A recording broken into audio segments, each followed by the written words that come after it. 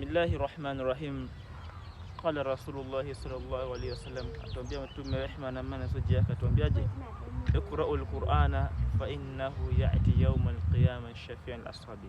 Isomeni Qur'ani sana, kwa Qur'ani itakuja kama muombezi siku ya kiyama kwa watu wake. Qur'ani itamwambia Mwenyezi Mungu, huyu ambaye kwamba ameshughulika kunisoma na mnyima usingizi na mnyima amani kwa sababu ya kunisoma katika mwezi wa Ramadhani, basi mpe shifa, mpe muombezi kwa sababu yangu.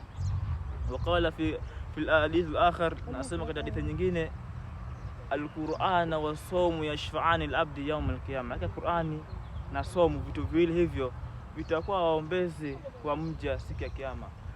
Qur'ani itasema, ya Allah, huyu nilimnyima usingizi, mana'atuhu nauma li ajli qiyami layl, nilimnyima usingizi kwa sababu ya kusoma usiku.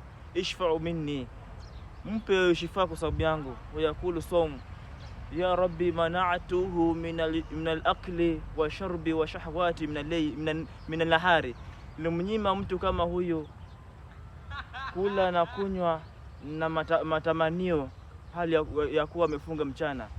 Ishfa'u minni, basi mpe shifa kwa sababu yangu, ay Allah.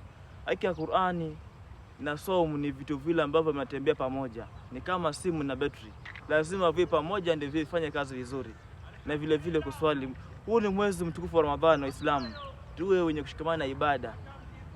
Assalamu alaikum wa afwa minkum.